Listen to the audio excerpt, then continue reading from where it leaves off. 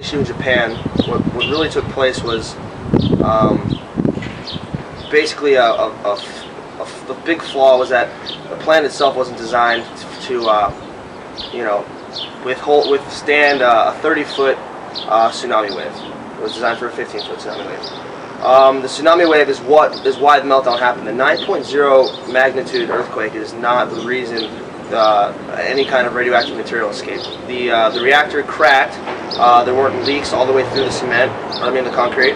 But what actually happened was that the water flooded, basically the control room for all intents and purposes, and the electrical controls all broke down. So you had no way of maintaining anything. Control rods going in to, suck up all the extra neutrons or anything like that. So you had a mini meltdown. In terms of growth, people could kind of look at that and say, well, technically the plant did exactly what it was designed to do in an earthquake that large. And if the only real attack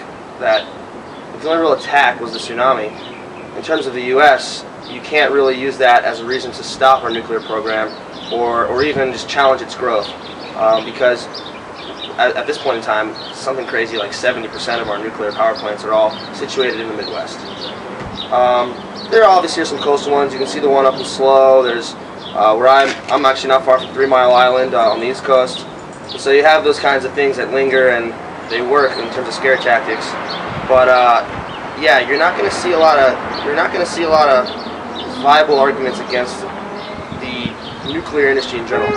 But then back to growth, the other thing is that it's a mature technology. There's not going to be any breakthroughs tomorrow unless we got fusion, and that's always 10 years away. In my opinion, given the fact that it is the government's duty to facilitate knowledge and science and the advancement of knowledge and science, it would make more sense, in my opinion, for the government in America to pursue renewables, especially wind and solar, and bring those kilowatt costs down to about 5 or 7 cents, which wind is pretty close, so that we can start really creating a renewable portfolio, because A, it's the right thing to do, and B, technologically speaking, that's where the investment should go.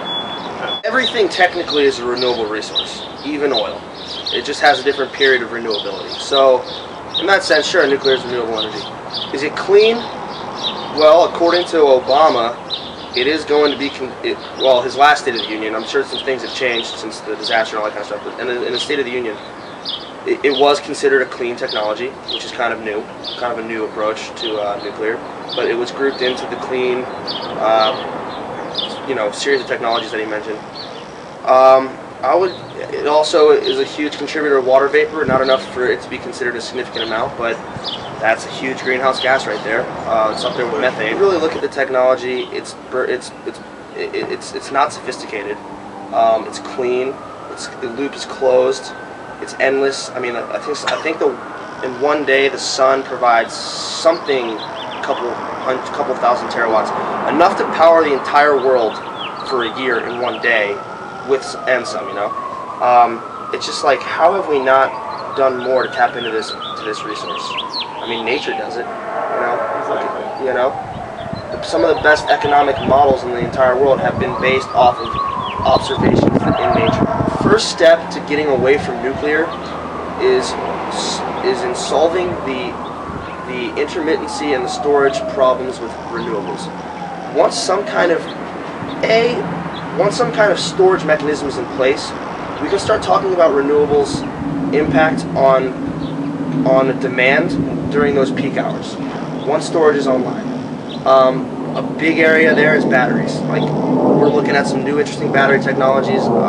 Nickel metal hydride has existed for a while, but there's some really cool stuff going on with nickel hydrogen. Once that storage kind of thing gets taken care of, then you don't have to worry so much about the intermittency thing, because now we can have electrons made during the morning and night operate during those afternoon hours, those noonish hours.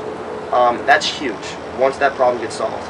Battery technology is really taking off. Once that happens, it will make a ton more sense to start moving away from those primitive baseload technologies. Hydroelectric and nuclear are very similar in the sense that we have this massive infrastructure already in place, so why not continue to at least maintain these technologies so that our baseload is taken care of?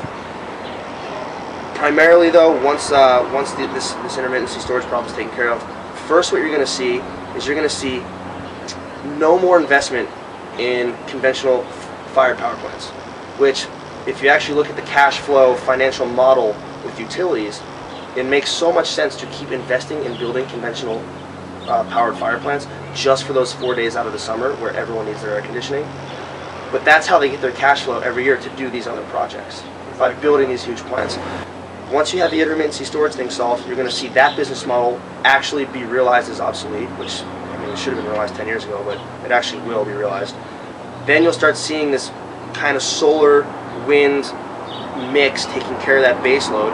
Boom, all of a sudden you need to stop maintaining hydroelectric power plants and nuclear.